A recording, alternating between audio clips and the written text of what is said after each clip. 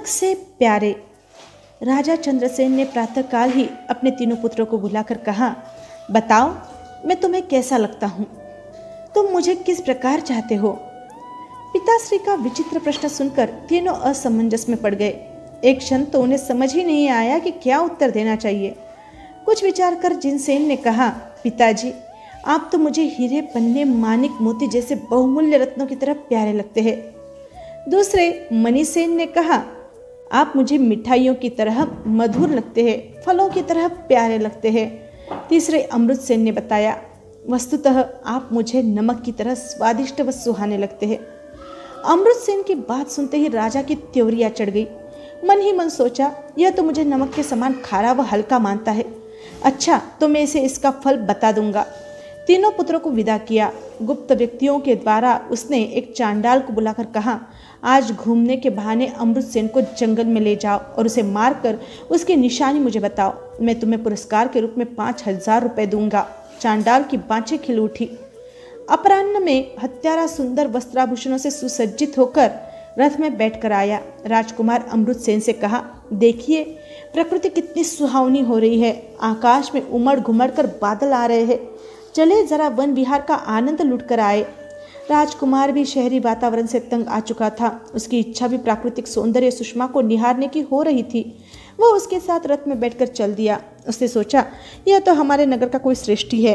रथ द्रुत गति से जंगल की ओर बढ़ रहा था। हत्यारा उसे वृक्ष, लता, फल और फूलों का परिचय देता जा रहा था। सरिता के सरस तट पर गहरी झाड़ी थी। रथ रुका। हत्यारे ने चमचमाती तलवार को चमकाते हुए कहा, राजकुमार नीचे उतरो, जरा अपने इष्ट देव का स्मरण करो। राजा के आदेश से मैं तुम्हें मारने के लिए यहाँ लाया हूँ।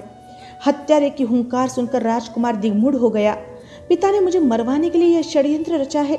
उसे स्मरण आया, प्रातःकाल आज मैंने नमक सा प्यारा कहा था, यह उसी का प्रतिफल है। खेद है, पिता मेरे निर्मल अभिप्राय को न समझ सके। वह हत्यारे के चरणों में गिर पड़ा। आंखों में आंसू बहाते हुए उसने प्राणों की भिक्षा मांगी।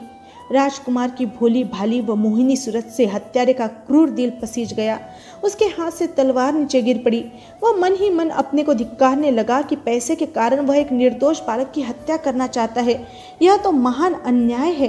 दूसरे क्षण से विचार आया कि यदि मैंने राजकुमार को न मारा तो राजा मुझे मरवा देगा। उसने राजकुमार को कहा, तुम दूसरे वस्त्र पहन लो, तुम्हारे वस्त्र मुझे दे दो। फिर ऐसे स्थान पर चले जाओ जहाँ पर तुम्हें कोई पहचानता न हो। यदि तुम नगर में चले आए और राजा को पता लग गया तो तुम्हारे साथ मुझे भी मरना पड़ेगा। राजकुमार ने कहा, आप निश्चिंत रहे, मैं पुनः नगर में नहीं आऊँगा। उसने अपने सभी वस्त्र हत्यारे को दे दिए।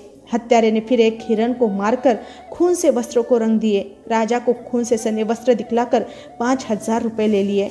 राजकुमार जंगलों में भटकता हुआ एक नगर में पहुंचा। कई दिनों से भूखा था। एक बूढ़ी माता ने उसके तेजस्वी चेहरे को देखा और उसे अपने पास रख लिया।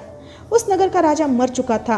राजा के कोई भी पुत्र नहीं था, अतः नया राजा बनाने के लिए योजना चल रही थी। मंत्रियों के परामर्श से यह निश्चित हुआ कि नगर के सभी लोगों को आमंत्रित किया जाए और एक तोता छोड़ा जाए। वह जिसके सिर पर बैठे उसे ही सर्वानुमति से राजा बना दिया जाए। बुढ़िया ने सुना तो वह भी राजकुमार को लेकर राजसभा में गई। निश्चित समय पर तोता छोड़ा गया। देखते ही देखते वह तोता राजकुमार के सिर पर बैठ गया। मंत्रियों ने कहा, यह तो गरीब बुढ़िया का लड़का है, अतः राजा नहीं बन सकता। दोबारा फिर तोता छोड़ा गया। इस बार भी वह राजकुमार के ही सिर पर बैठा। दोबारा भी विरोध होने पर तीसरी बार फिर से तोता छोड़ा गया, किंतु वह तो तीसरी बार भी राजकुमार के सिर पर ही बैठा और तीसरी बार सिर पर बैठने से सभी ने उसको राजा बना दिया। राजा अमृतसेन कुशलता से राज्य संचालन करने लगा। उसके राज्य में प्रजा भी सुखी थी। एक दिन उसने अपने पिता राजा चंद्रसेन को निमंत्रण भिजवाया। राजा चंद्रसेन वहां आया। भोजन की श्रेष्ठतम तैयारियां की गई। राजा चंद्रसेन ने पुत्र को नहीं पहचाना। भोजन प्रारंभ हुआ। बढ़िया से बढ़िया मिठाइयाँ आई, सेव, पकौड़ियाँ और सब्जियाँ आदि भी आई। राजा चंद्रसेन ने भोजन करना प्रारंभ किया, पर किसी भी वस्तु में नमक न होने से भोजन का आनंद नहीं आ रहा था। उसी समय अमृतसेन ने राजा चंद्रसेन से पूछा, राजन भोजन तो ठीक व स्वादिष्ट है ना? चंद्रसेन बोला, भोजन में और किसी बात की कमी नहीं है, पर एक नमक न होने से किसी वस्तु का स्वाद नहीं आ रहा है। अमृतसेन ने कहा, राजन हमने सुना था कि आपको नमक अच्छा नहीं लगता। आपने अपने तीसरे पुत्र को इसलिए मरवा दिया था कि उसने आपको नमक के समान मधुर कहा था। चंद्रसेन को अपनी भूल मालूम हुई। उसने आज ही जाना कि वस्तुतः नमक रसराज है। पुत्र ने जो कहा था वह सही था। आज मैं प्रत्यक्ष देख व अनुभव कर रहा हूँ कि सब रस होते हुए भी एक नमक न होने से कुछ भी स्वाद नहीं आ रहा है। फिर पुत्र की याद आई और ध्यान देने पर उसने अपने प्यारे पुत्र को पहचान लिया।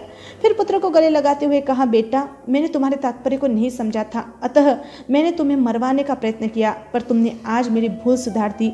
अमृतसेन भी पिता के चरणों में गिर पड़ा। जय आनंद।